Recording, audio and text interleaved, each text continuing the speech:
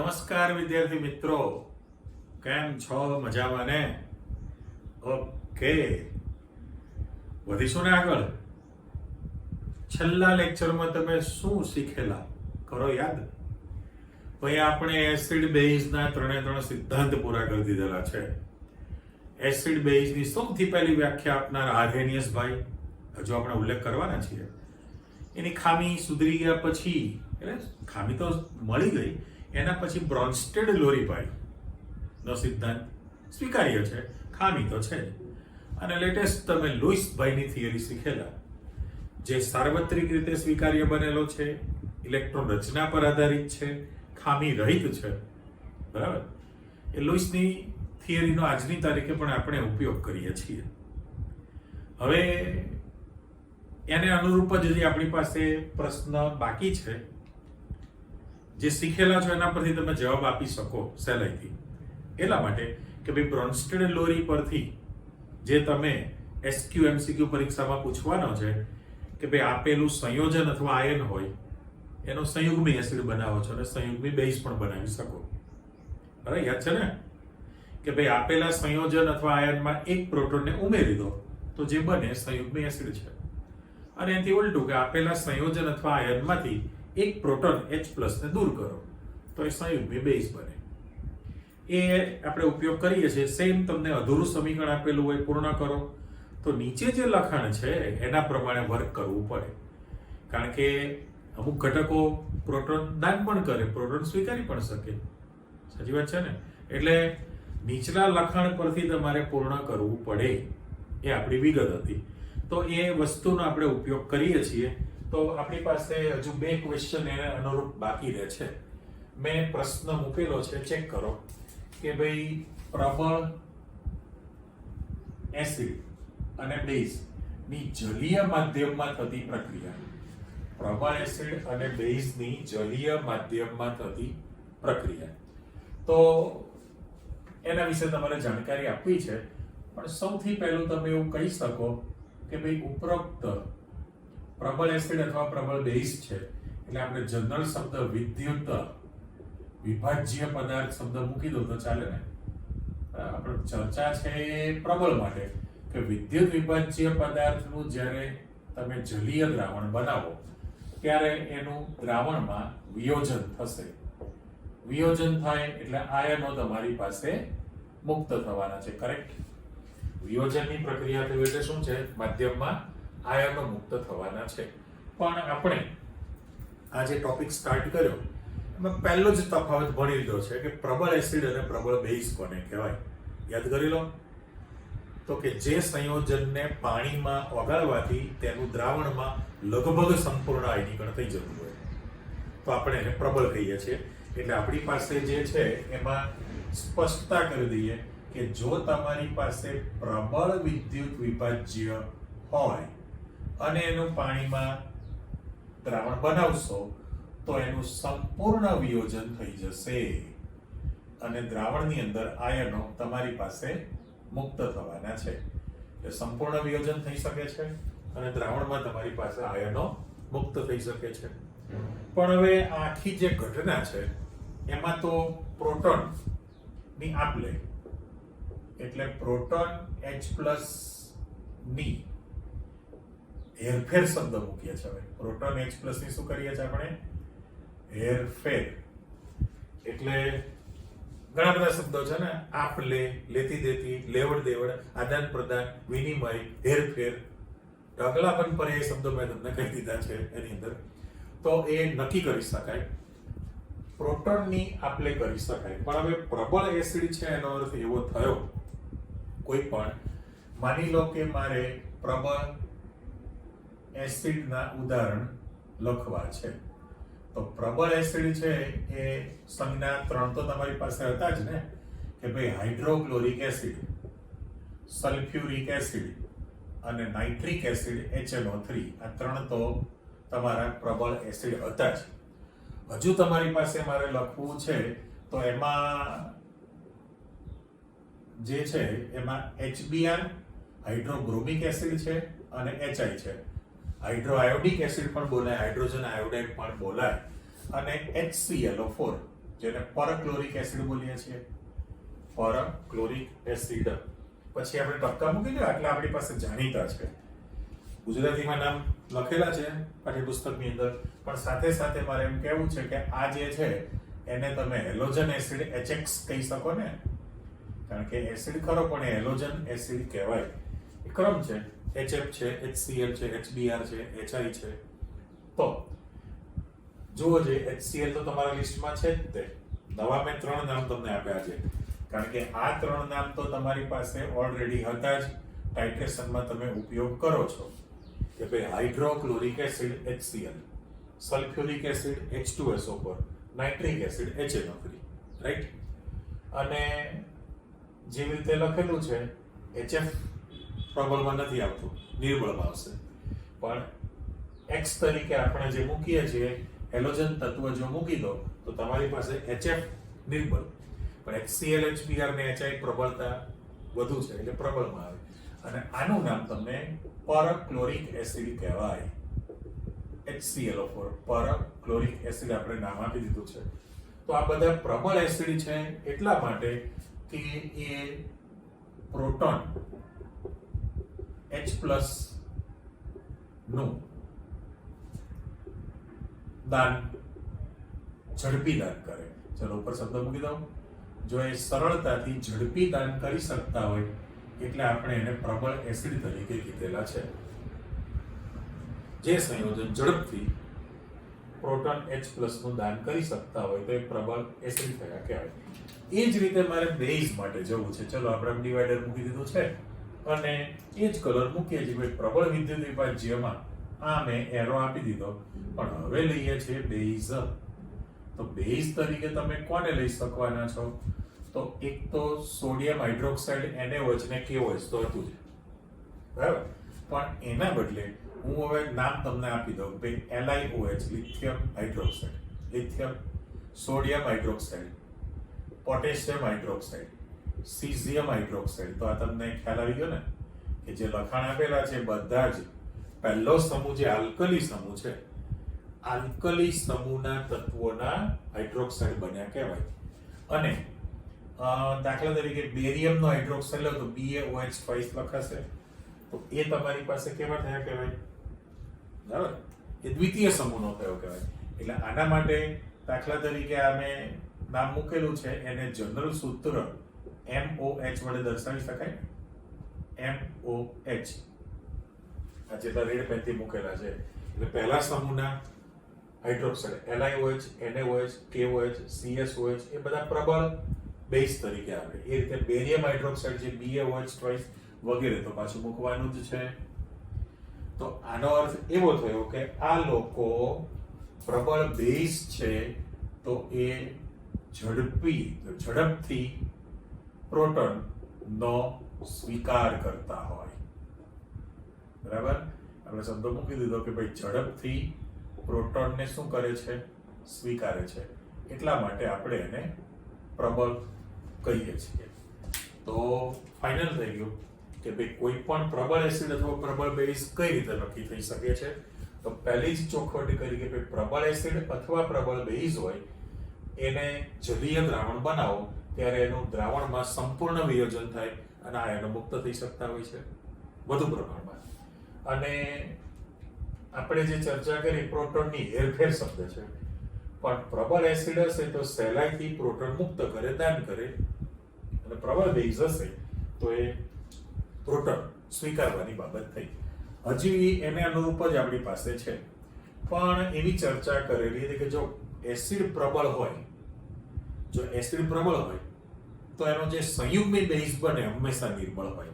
તો આપણી પાસે એક પેર છે કે જો પ્રબળ એસિડ હોય તો એનો સંયુગ્મી બેઝ જે છે એ હંમેશા કેવો હોવાનો છે? નિર્બળ હોય. બરાબર, આ એક પેર તમે તૈયાર કરો છો કે જો એસિડ પ્રબળ હોય તો એનો સંયુગ્મી બેઝ જે છે એ હંમેશા નિર્બળ હોય. રેડી? તો આનું આ જ વાક્ય તમે શું કહી શકવાના છો? આનું આ જ વાક્ય કે ખાલી ડેશ મૂકી દઉં કે પ્રબળ બેઝ હોય તો પછી એનો સંયુગ્મી એસિડ કેવો હોય? નિર્બળ હોય ને. સંયુગ્મી એસિડ હંમેશા નિર્બળ હોય. આ એક પેર તૈયાર થઈ કહેવાય. અને એનાથી ઉલટું કહેવું છે કે જો નિર્બળ એસિડ હોય, એસિડ પોતે નિર્બળ હોય, તો એનો સંયુગ્મી બેઝ જે છે એ હંમેશા કેવો હોવાનો? પ્રબળ હોવાનો છે. બે કેસ આપણે મૂકેલા છે. એટલે એક તમે આ રીતનું વિધાન આપેલું છે, બીજું આ રીતનું વિધાન આપેલું છે, અને અહીંયા વચ્ચે હું તૂટક લાઈન આપી દઉં. ચલો આને હું કેન્સલ કરું. તો આ વાક્ય રચનાને આપણે ક્લિયર કરવી છે. રેડી? એટલે પહેલું તો આને બ્લોક કરી દો. ચલો આપણે એક જનરલ સમીકરણ લખીને નક્કી કરી શકશો. કલર ચેન્જ કરી નાખો કે જો નિર્બળ એસિડ હોય તો એનો સંયુગ્મી બેઝ જે છે હંમેશા કેવો હોવાનો? પ્રબળ છે. અને કરો રિવર્સ પાછું કે જો નિર્બળ બેઝ હોય તો પછી એનો સંયુગ્મી એસિડ પણ કેવો હોવાનો? નિર્બળ જ હોય. હવે આ બધી જે વાક્ય રચના લખી છે એની બધી સીધું જ દાખલા તરીકે જતા રહો ને. માની લો કે તમારી પાસે HA આ એસિડ છે અને એનું અંદર તમે પાણી ઉમેરશો તો પ્રોટોન વિનિમયની પ્રક્રિયા થશે. એટલે તમારી પાસે H3O+ બને અને A- બને. પણ આપણે જો ક્રમ મૂકવો હોય તો હું ક્રમ નથી બદલતો. ચાલો હું A- મૂકી દઉં. A- છે અને H3O+ ને પણ આપણે મૂકી દીધું. રાઈટ? ચલો HA એસિડ છે અને L આપી દો અને AQ આપી દો. રેડી? આ જે સમીકરણ મૂકેલું છે, આ જે સમીકરણ તમને આપેલું છે એની અંદર તમે જોઈ શકો છો કે ભાઈ આ ને પ્રોટોન નું દાન કરે છે અને પ્રોટોન આપે છે. એટલે એ તમારી પાસે એસિડ બની ગયો અને એસિડ તરીકે આને બ્લોક કરી દો. HA એસિડ છે અને એમાંથી જે તમારી પાસે A- છે એ સંયુગ્મી બેઝ બનેલો છે. ચલો આપણે આવી રીતે બ્રેકેટ લખીએ છીએ. અને એનાથી ઉલટું જશો, એનાથી ઉલટું તમે લખાણ આપી દો કે તમારી પાસે આ ઓલરેડી બેઝ છે અને ત્યાં આગળ લખાણમાં જતા રહીએ. એટલે જો તમારી પાસે H2O પ્રોટોન સ્વીકારે છે એટલે બેઝ થયો ને, તો એનો જે બનશે એ સંયુગ્મી એસિડ બની ગયો. આ આપણું જે સમીકરણ છે એને વિચારવામાં આવે. એટલે અહીંથી બે કેસ લખીએ કે જો તમારી પાસે HA એસિડ પ્રબળ હોય, જો HA એસિડ કેવો હોય? પ્રબળ હોય, તો એનો જે સંયુગ્મી બેઝ બનશે, સંયુગ્મી બેઝ A- એ ઓલવેઝ નિર્બળ હોય. એ તમારી પાસે કેવું ઉત્પન્ન થવાનું છે? નિર્બળ ઉત્પન્ન થાય. બરાબર? એટલે પહેલું જે વિધાન આપેલું છે કે જો પ્રબળ એસિડ હોય તો એનો સંયુગ્મી બેઝ ઓલવેઝ તમારી પાસે વીક હોય, નિર્બળ છે. હવે પ્રશ્ન એવો થયો કે જો આ પ્રબળ છે એટલે HA એસિડ પ્રબળ હોય તો એ સહેલાઈથી H+ નું દાન કરે. ઓકે? પણ હવે જ્યારે પ્રતિગામી દિશામાં પ્રક્રિયા વિચારવાની હોય, જો પ્રતિગામી દિશામાં તમે પ્રક્રિયા વિચારો તો પરિસ્થિતિ કેવી થઈ છે કે આ અને પ્રોટોનનો દાન કરશે અને રિવર્સ પ્રોસેસ કરવાની છે. પણ જે સંયુગ્મી એસિડ તમારી પાસે જે તૈયાર થવાનો છે એ કેવો બનવાનો છે? કારણ કે આ બેઝ છે. ખરેખર તો બંને પ્રબળ જ હોય ને. જો સહેલાઈથી પ્રોટોન H+ નું દાન કરે, H+ નું દાન કરી શકે, તો સંયુગ્મી બેઝ નિર્બળ છે એટલે એ સહેલાઈથી પ્રોટોન સ્વીકારે નહીં. એ શબ્દ લખીને કે ઝડપી પ્રોટોન મેળવે નહીં. જો એ ઝડપથી પ્રોટોન સ્વીકારી ન શકે, એનો અર્થ એમ કે આ સંયુગ્મી એસિડ છે એ ઝડપી H+ નું દાન કરે નહીં. ઓહો, ઘણું બધું લખાઈ ગયું છે સર, ફરી પાછું રિપીટ કરીએ છીએ. આ બધી નોંધ તરીકે છે. એકચ્યુઅલી તો બે ક્વેશ્ચન છે ભાઈ. અહીંયા આગળ તમારી પાસે પ્રબલની પાણી સાથેની પ્રક્રિયા આપી દીધી છે અને પછીનો પ્રશ્ન અલગ ટુકડો બની જાય, પણ આપણે કમ્બાઇન્ડ છે ચર્ચા, એટલે સાથે સાથે જ વિગત આપવાની મેં શરૂ કરી છે. ફરી પાછું ક્લિયર કરો કે જો તમારી પાસે HA એસિડ પ્રબળ હોય, એનો અર્થ એમ કે સહેલાઈથી H+ નું દાન કરી શકે. જો ઝડપી દાન કરે છે, બરાબર, પણ એમાંથી જે બેઝ બનવાનો છે તમારી પાસે નિર્બળ છે. એ નિર્બળ છે એટલે એ ઝડપથી H+ મેળવે નહીં. ઝડપથી H+ ના મેળવી શકે. એટલા માટે કે આ જે ઘટક મૂકેલો છે H3O+, એ અહીંયા આગળ ઝડપથી દાન કરશે નહીં, દાન ન કરી શકે. જો આ સરળતાથી H+ મુક્ત કરતો હોય તો એ પ્રબળ એસિડ કહેવાય. તો અહીંયા જે સંયુગ્મી એસિડ બને છે એ તમારો સંયુગ્મી એસિડ હંમેશા નિર્બળ બને. સંયુગ્મી એસિડ કેવો બનવાનો છે? નિર્બળ રહેવાનો છે. Same copy. હવે આને તમારે વિચારવાનું છે, ખાલી આમ ભાગ પાડી દઉં કે જો આ પ્રબળ હોય તો એ સહેલાઈથી પ્રોટોન સ્વીકારે છે. શું કીધું છે આપણે? સહેલાઈથી પ્રોટોન સ્વીકારે. સહેલાઈથી પ્રોટોન સ્વીકારતું હોય આની અંદર, તો પછી એનો જે આ બનવાનો છે નિર્બળ બનવાનો છે કે નહીં? પ્રબળ બેઝ છે, ઝડપી પ્રોટોન સ્વીકારે, તો આ H3O+ જે સંયુગ્મ એસિડ બન્યો એ નિર્બળ હોય, એ સહેલાઈથી પ્રોટોનનું દાન કરી શકે નહીં. આ તમે શાંતિથી એક એક શબ્દ વિચારશો તો બધું યોગ્ય લાગે.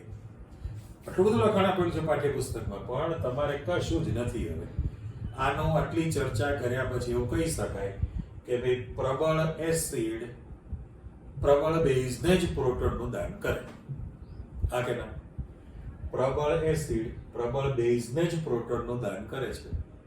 એટલે દાન ઝડપી કરે એટલે પ્રબળ એસિડ થયો, ઝડપી સ્વીકારે છે, પ્રબળ બેઝ પણ થઈ ગયેલો કહેવાય. તો પછી એમની જે નવી દુનિયા ઉત્પન્ન થઈ એ બંને કેવી હોય?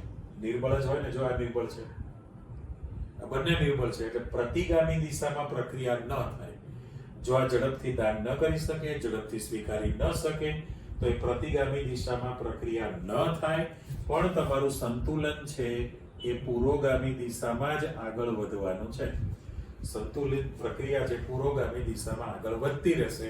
એટલે મિશ્રણમાં A- અને H3O+ ની સાંદ્રતા વધુ હોય, આની સાંદ્રતા વધશે. ઇન શોર્ટ, ઝડપી વધુ આગીકરણ થાય. બરાબર? વારંવાર આપણે બોલશું તો વધારે ગૂંચવણ થશે. એટલે આપણી નોંધ ક્લિયર થઈ ગઈ કે એસિડ પ્રબળ હોય તો એનો સંયુગ્મી બેઝ નિર્બળ હોય છે, અને બેઝ પ્રબળ હોય તો એનો સંયુગ્મી એસિડ પણ નિર્બળ હોય. અને તે ઉલટું છે કે જો નિર્બળ એસિડ હશે, ઊંધું જવું પડે ને, કે નિર્બળ એસિડ હશે તો એનો સંયુગ્મી બેઝ હંમેશા પ્રબળ બને છે. અને અહીંયા આગળ જો નિર્બળ એસિડ હોય, સોરી નિર્બળ બેઝ છે, પ્રોટોન સ્વીકારવાની વાત, તો એનો સંયુગ્મી એસિડ હંમેશા કેવો બને? પ્રબળ બને. એટલે સામસામી દિશામાં છે. ડાબી બાજુ પ્રબળ હોય તો જમણી બાજુ નિર્બળ ઉત્પન્ન થાય, જમણી બાજુ પ્રબળ હોય તો ડાબી બાજુ નિર્બળ ઉત્પન્ન થાય. કરેક્ટ? ઉલટા સુલટી તમારી પાસે તૈયાર થઈ ગયું કહેવાય. અચ્છા, એને અનુરૂપ જ તમારી પાસે છે અહીંયા આગળ એક વિગત આપી છે એસિડિક સૂચકની કાર્યપ્રણાલી. એક તો એસિડિક છે સૂચક એટલે ઇન્ડિકેટર, અને કાર્યપ્રણાલી. તો પહેલામાં પહેલું કે સૂચક એટલે ઇન્ડિકેટર તમે કીધેલા છે. દાખલા તરીકે, અને શબ્દ છે એસિડિક છે, તો એક નામ આપી દો ફિનોલ્ફથેલિન, જે તમે ઉપયોગ કર્યો છે. અહીંયા ઉપયોગિતા જો મારે લખવી હોય તો તમે એવું કહી શકો કે ભાઈ એસિડ બેઝની અનુમાપન પ્રક્રિયામાં એસિડ અને બેઝની અનુમાપન પ્રક્રિયામાં એ સૂચક તરીકે તમે એનો ઉપયોગ કરો છો. મહત્વની અંદર મહત્વ તો ઉપયોગિતા, બરાબર. એસિડ બેઝની અનુમાપનની પ્રક્રિયામાં એ તમે સૂચક તરીકે ઉપયોગ કરી શકો છો. હવે ફિનોપ્થેલિન તમને જે આપેલું છે, ફિનોપ્થેલિન, એ રીતે બીજું પણ નામ પણ તમને આપેલું છે, બ્રોમો બાયોથેનોલ બ્લુ. લખો નામ. ચલો, બ્રોમો બાયોથેનોલ બ્લુ વગેરે હોઈ શકે. આ બે તમને નામ આપેલા છે, bromo bioethanol, bromo bioethanol blue. હવે આ એસિડિક સૂચક છે એટલે આપણે સમીકરણ જનરલ લખવું હોય તો HA લખવું તો એસિડ થયો, પણ સૂચકને ઇંગ્લિશમાં ઇન્ડિકેટર કહેવાય. એટલે મારે અહીંયા આગળ એસિડ સૂચક છે તો એસિડિક સૂચક છે. હવે એનો જે કલર હોય એ ચોક્કસ કલર છે, રંગ આપણે A નંબરનો રંગ છે એટલે બ્લુ કલર મૂકેલો છે.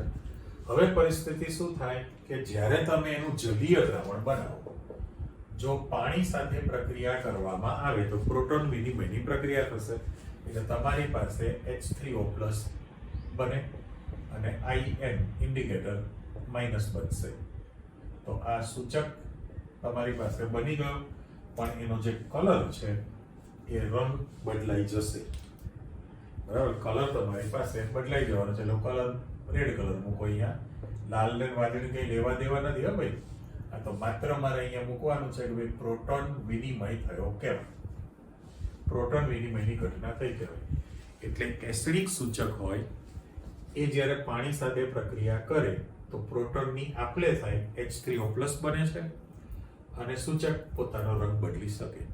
એટલે એસિડ બેઝની અનુમાપનની પ્રક્રિયાની અંદર એક ખાસ સૂચક તરીકેનો ઉપયોગ થાય રંગ પરિવર્તન માટે. અને જૈવિક પ્રણાલી હોય એની તપાસ માટે પણ તમે ઉપયોગ કરી શકો. જૈવ રાસાયણિક પ્રક્રિયામાં પણ તમે સૂચક વાપરો છો એટલે આ ઉપયોગિતા તમારી પાસે આવી ગઈ. ઓકે, ચલો છોડો, વધો આગળ. તમારી પાસે નવો પ્રશ્ન આવે છે. આ બધું સૂત્રાત્મક કામ ધીરે ધીરે શરૂ થાય. તો શબ્દ છે પાણીનો આયનીય ગુણાકારનું સૂત્ર મેળવો. પાણીનો આયનીય ગુણાકારનું સૂત્ર મેળવો. આ તમારી પાસે એક ફકરો મેં લખેલો છે. આ વિભાગ જ્યારે આપણે શરૂ કર્યો ત્યારે પહેલું વિદ્યુત વિભાજન કોષ મેં દોરેલો હતો. તો ભાઈ વિદ્યુત વિભાજન કોષ, બે વિદ્યુત ધ્રુવો મૂકેલા, બાકી ડીસી વિદ્યુત પ્રવાહ આપો. તમે શુદ્ધ પાણી ભરી દો અને સ્વિચ પાડો તો એમીટર કોણાવર્તન દર્શાવતું નથી, બલ્બ અપ્રકાશિત રહે. બરાબર, એટલે શુદ્ધ પાણી વિદ્યુતનો અવાહક છે એવું સ્વીકારતા હતા ને. શુદ્ધ પાણી વિદ્યુતનો અવાહક છે, પણ પ્રાયોગિક રીતે જાણવા મળ્યું છે કે શુદ્ધ પાણી વિદ્યુતનું અતિ મંદ વાહક છે. એનો અર્થ એમ કે વાહકતા માટે આયનો જવાબદાર છે, તો એનું અતિ અલ્પ માત્રામાં પણ આયનીકરણ થતું હશે તો જ વાહકતા દર્શાવે. એટલે આમ ઓફિશિયલી તમે જે વિગત આપો છો કે ભાઈ શુદ્ધ પાણી જે છે, શુદ્ધ પાણી એ વિદ્યુતનું અવાહક છે એવું કીધેલું છે.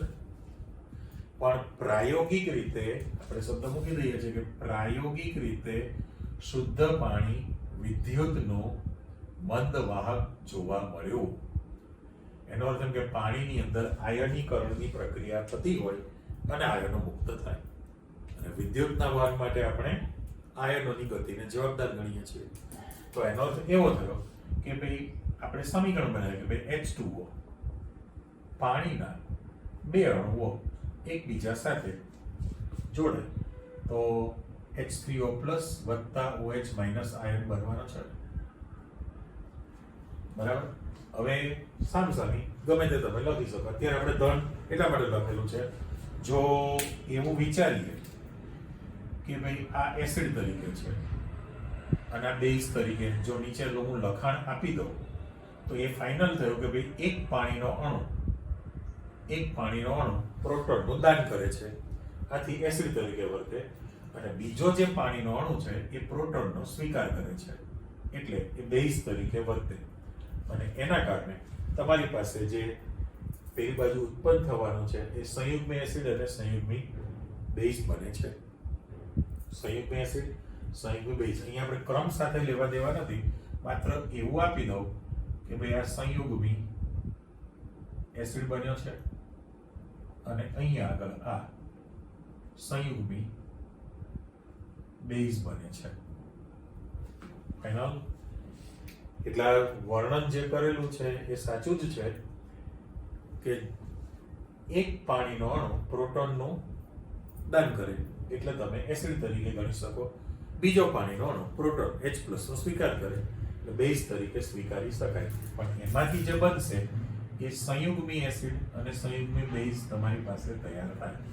હવે ઉપરોક્ત સંતુલિત પ્રક્રિયાનો આપણે શબ્દ લખીએ, ઉપરોક્ત સંતુલિત પ્રક્રિયાનો આયોનિક સંતુલન અચળાંક. હવે હું ખાસ કે સંતુલન અચળાંક હતો પણ અહીંયા I સિમ્બોલ વાપરેલો છે. KI એટલે આયોનાઇઝેશન કોન્સ્ટન્ટ કહેવાય. તો મારે લખવું હોય તો H3O+ ની સાંદ્રતા ઇન્ટુ OH- ની સાંદ્રતા છેદમાં H2O ની સાંદ્રતા. એના 2 મોલ તમે લખી શકો ઉપર. બરાબર. નિપજની સાંદ્રતા ઉપર છે અને પ્રક્રિયકની સાંદ્રતા નીચે તમે આપેલી છે. તો આ જે સમીકરણ છે એને જરા બ્લોક કરો એટલે તમને અંદાજ આવે. ચલો, આ સમીકરણ તમારી પાસે આવી ગયું છે. તો એનો સંતુલન અચળાંક પણ તમે લખી નાખ્યો. ઓકે, હજુ આગળ વધો કે ભાઈ KI ઇન્ટુ H2O ની સાંદ્રતા એના 2 મોલને ગુણકમાં લઈ લઉં તો તમારી પાસે H3O+ ની સાંદ્રતા ઇન્ટુ OH- ની સાંદ્રતા બાકી રહેવાનું છે. પણ આપણે અહીંયા ચોખવટ કરીએ છીએ કે સંતુલન સમયે આ જે છે, જ્યારે તમારી પાસે સંતુલન સ્થિતિ પ્રાપ્ત થઈ ગઈ, બરાબર ને, સંતુલિત પ્રક્રિયાનો વિયોજન અચળાંક અથવા આયનીકરણ અચળાંક આપણે આયોનાઇઝેશન કોન્સ્ટન્ટ કીધો છે.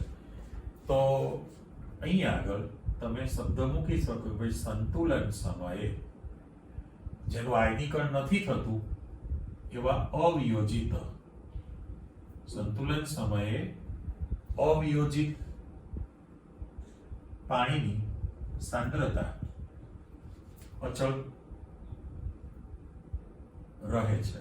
જો આપેલી સ્પષ્ટતા કરો એટલે કે હવે તમારી પાસે કેવું થયું તો કે KI સંતુલન અચળાંક છે, H2O ની સાંદ્રતા તમે અચળ સ્વીકારી તો અચળનો ગુણાકાર અચળ થાય અને એની જગ્યાએ તમારે KW લખવો છે. હવે પેન અલગ વાપરેલી છે એટલે પહેલી કન્ડિશન કે સંતુલન સમયે અવિયોજિત રહેતા પાણીની અણુની સાંદ્રતા તમે કેવી સ્વીકારેલી છે? અચળ છે. એટલે KI પોતે અચળ છે, KI સંતુલન અચળાંક, આયનીકરણ અચળાંક કીધો, H2O ની સાંદ્રતા તમે અચળ કીધી, અચળનો ગુણાકાર તમારી પાસે અચળ તૈયાર થવાનો, એની જગ્યાએ નવો અચળાંક તમે KW મૂકી દો. તો લખીશું સામે, કારણ કે સૂત્રનો આપણે ઉપયોગ કરવાના છીએ. Therefore તો હું લખી દઉં કે KW બરાબર H3O+ ની સાંદ્રતા ઇન્ટુ OH- ની સાંદ્રતા તમે લખી શકો. અહીંયા ખાસ ચોખવટ કરી દો કે જ્યાં KW બરાબર, W ફોર વોટર છે, પાણીનો આયનીય અથવા આયનીકરણ અચળાંક, આયનીય અચળાંક શબ્દ આપણે આપી દીધો છે. અચ્છા, આ સૂત્રને એટલા માટે બ્લોક કરીએ છીએ કે આ એક્ઝામ્પલ ગણવા માટેનું પણ સૂત્ર છે, જતે દિવસે એનો ઉપયોગ આવશે અને હવે એમાં થોડા સુધારા વધારા આપણે કરતા જઈએ છીએ. બરાબર. પણ સમીકરણ તમને સૂચવે છે કે અહીંયા જે પ્રમાણ છે, આ જે પ્રમાણ એ 1:1 પ્રમાણ દેખાય છે ને, એ એક પાણીનો અણુ વપરાશે અને આ તમારી ઘટના બની છે.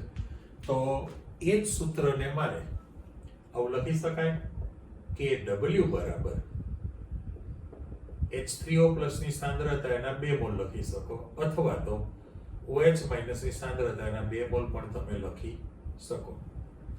બરાબર. 1:1 પ્રમાણ છે. આ સૂત્ર પણ સાચું છે, આ સૂત્ર પણ સાચું જ છે તમારી પાસે. હવે પ્રશ્ન એવો થયો કે ભાઈ પ્રાયોગિક રીતે, ચોખવટ છે, પ્રાયોગિક રીતે જાણવા મળ્યું છે કે 298 કેલ્વિન તાપમાને 298 કેલ્વિન તાપમાને શુદ્ધ પાણીમાં, બરાબર, લખી દઈએ આપણે, શુદ્ધ પાણીમાં રહેલા H+ ની સાંદ્રતા 1 × 10⁻⁷ મોલર છે. ચલો આપણે છે જેવું કહી દીધું છે. પ્રાયોગિક રીતે જાણવા મળ્યું છે કે 298 કેલ્વિન તાપમાને શુદ્ધ પાણીમાં, આપણી કન્ડિશન છે 298 કેલ્વિન તાપમાને શુદ્ધ પાણીમાં H+ ની સાંદ્રતા 1 × 10⁻⁷ મોલર છે. જો આ સાંદ્રતા હોય, તેથી તો આ કિંમત તમે ઉપરના સૂત્રમાં મૂકી દો તો Kw બરાબર મારે લખવું હોય તો 1 × 10⁻⁷ મોલર, 1 × 10⁻⁷ મોલર, બરાબર, નો સ્ક્વેર લખી શકાય ને. તો Kw ની કિંમત જે છે 1 × 10⁻14 મોલર સ્ક્વેર બની ગયો કે નહીં? આપણી પાસે Kw ની વેલ્યુ તૈયાર થઈ, કહેવાય Kw બરાબર 1 × 10⁻14 મોલર સ્ક્વેર તમે લખી શકો, બરાબર.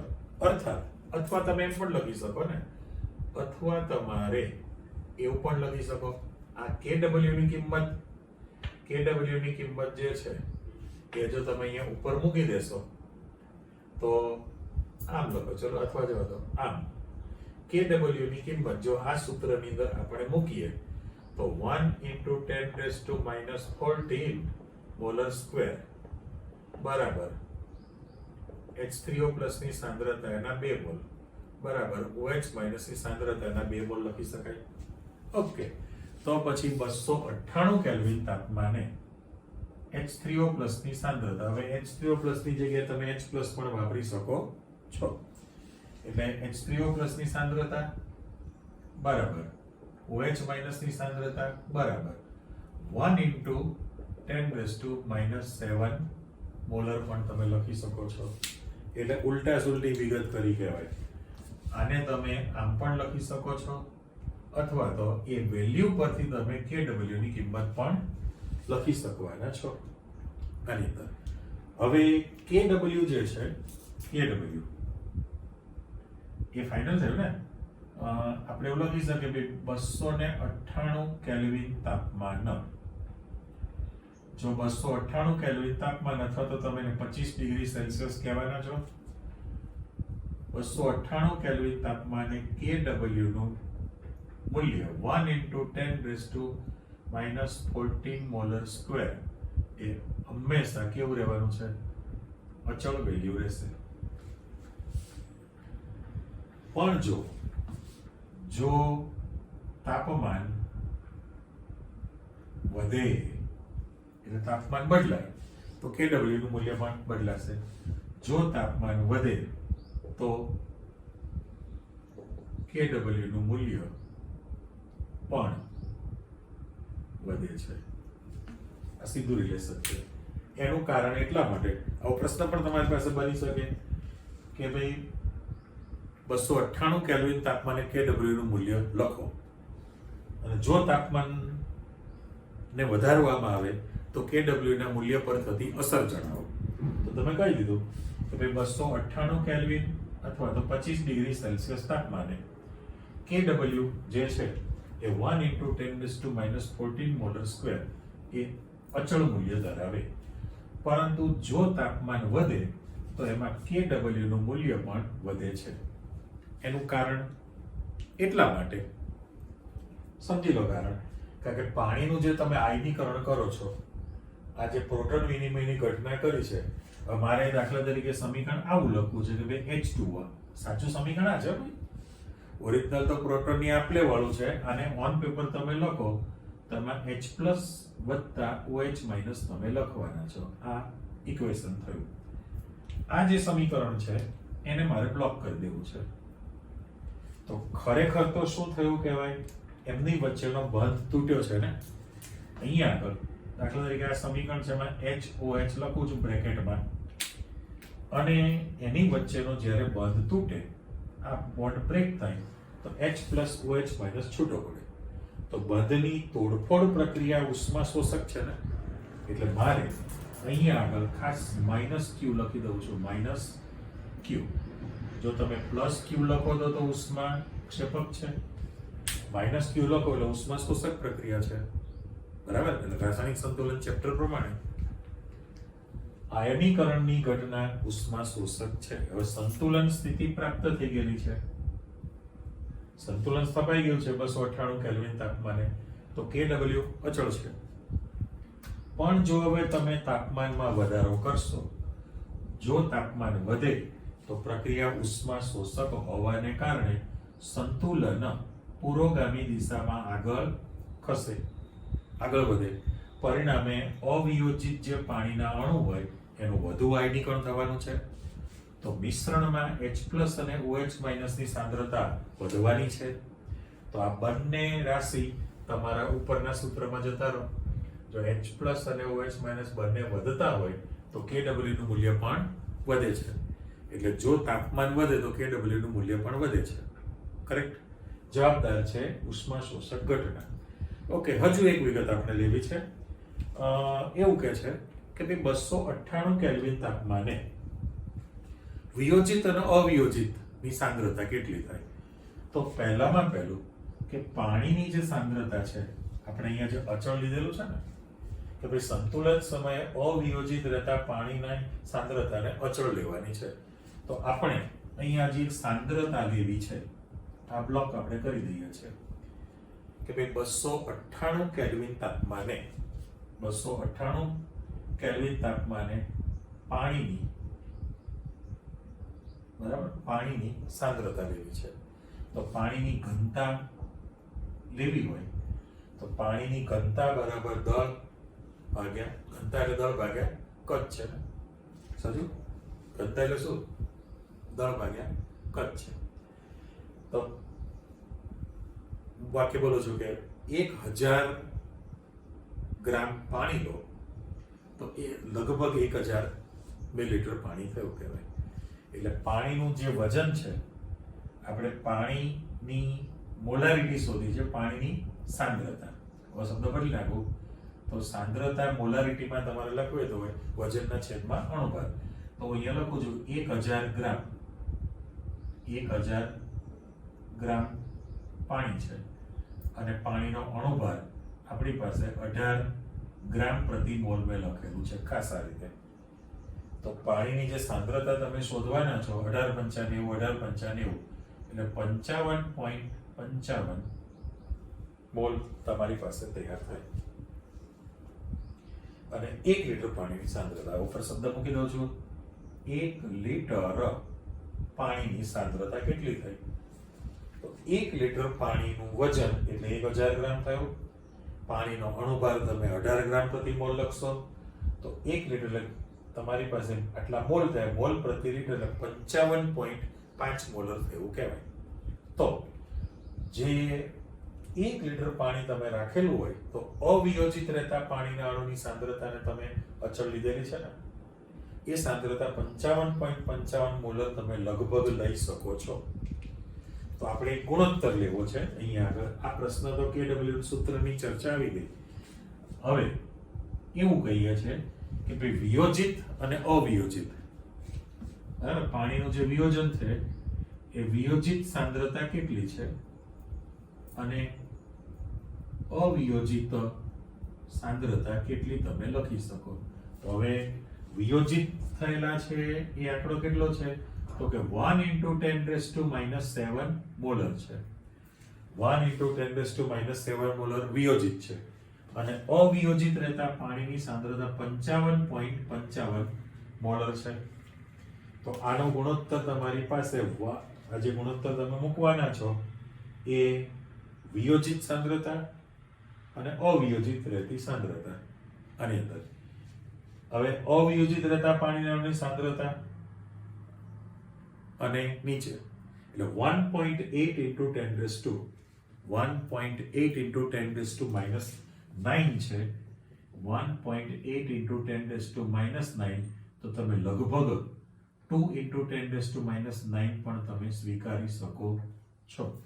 એટલે ગુણોત્તર જે છે વિયોજિત થયેલા પાણીના અણુની સાંદ્રતા લેવી છે અને અવિયોજિત રહેતા પાણીના અણુની સાંદ્રતાનો જો તમે ગુણોત્તર કાઢો તો એ લગભગ 2 × 10⁻⁹ જેટલો તમારી પાસે તૈયાર થાય. એટલે ટૂંકમાં પાણીનો જે આયનીય ગુણાકાર તમે તૈયાર કરો છો કે આખી ચર્ચામાં કંઈ છે જ નહીં. પ્રોટોનની આપલે કરીનું સમીકરણ, તમારી પાસે આયનીકરણ અચળાંક લખ્યો, પણ અવિયોજિત પાણીની સાંદ્રતા આપણે અચળ લીધી છે. નવો અચળાંક તમે KW મૂકો છો, KW પણ 1:1 નો પ્રમાણ છે એટલે આ સૂત્ર બની ગયું. પ્રાયોગિક રીતે H+ ની સાંદ્રતા આટલી જાણવા મળી છે તો KW ની રાશિ તૈયાર થઈ કહેવાય. બરાબર? તો આ કિંમત તમે મૂકી છે, ઉલટું કરો તો આ સાંદ્રતા છે, સાંદ્રતા પરથી KW મળ્યો કહેવાય. પણ 298 કેલ્વિન તાપમાન અચળ છે.